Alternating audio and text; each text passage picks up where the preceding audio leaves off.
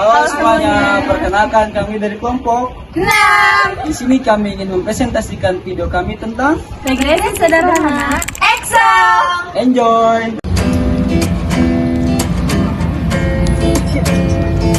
Ini gimana sih? Kalian udah nggak sih sama materi regresi yang seperti itu?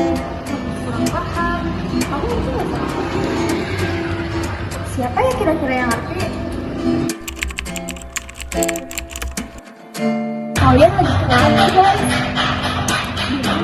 Sama materi regresi yang sederhana. Kamu paham nggak? Aku paham. Kalau kayak gini mah tinggal gini doang.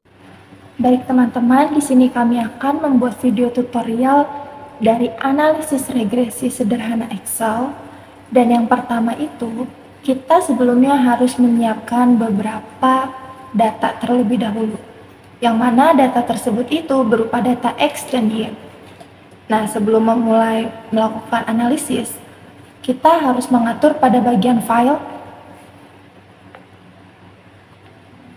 Selanjutnya kita pilih paling bawah yaitu opsi more dan kita pilih yang option. Selanjutnya pilih add-ins dan bisa dilihat pada bagian atas kita harus memilih analisis toolpath. Selanjutnya pada bagian bawah manage-nya ini kita ganti menjadi Excel add-ins dan go. Baik, selanjutnya terdapat add-ins available dan yang pertama kita harus checklist analisis toolpath-nya dan oke. Nah, bisa kita lihat pada bagian data, jika sudah mengatur yang tadi, pasti di bagian sebelah kanannya itu akan muncul data analisis. Dan dari data analisis ini kita pilih regression dan oke. Nah, di sini kita akan menginput dari data Y dan X. Yang pertama ini kita akan menginput pada Y range-nya. Kita hapus terlebih dahulu, lalu kita pilih pada bagian yang ISSI-nya dan kita blok sampai bawah.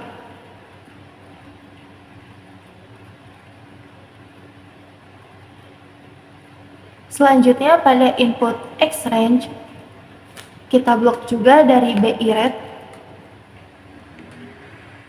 sampai bawah.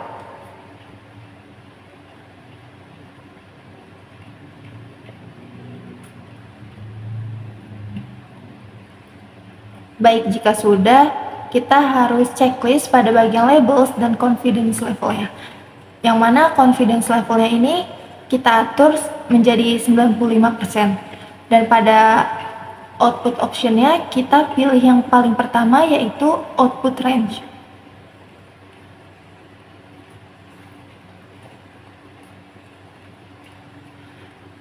Dan di sini langkah yang terakhir kita bisa bebas untuk memilih di mana saja letak untuk summary-nya nanti.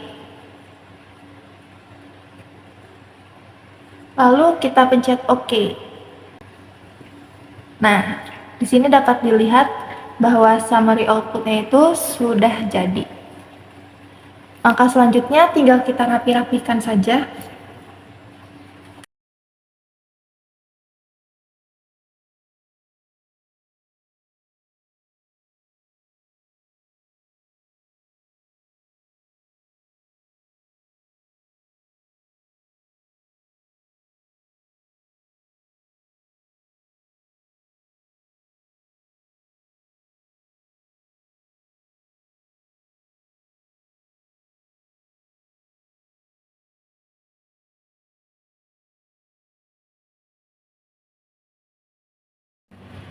Baik teman-teman, untuk yang pertama, kita dapat menganalisis nilai korelasi, yaitu dari multiple R, yang mana nilai multiple R ini adalah 0,753.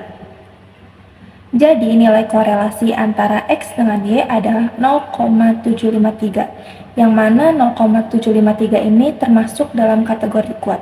Maka dari itu, nilai korelasi antara suku bunga desimal dengan indeks saham syariah yaitu sebesar 0,753, yaitu termasuk ke dalam kategori yang kuat. Lalu yang kedua, kita dapat melihat pada adjusted R-square, yang mana nilai ini itu sebesar 0,543.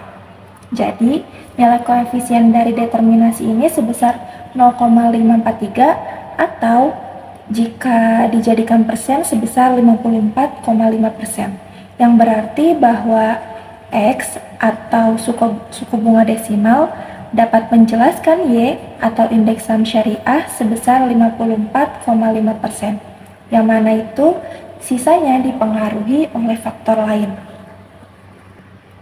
Untuk langkah selanjutnya pada tabel ANOVA, yang mana ANOVA ini menunjukkan bahwa F hitung yaitu sebesar 23,60 dengan nilai signifikansi F-nya itu sebesar 0,0001.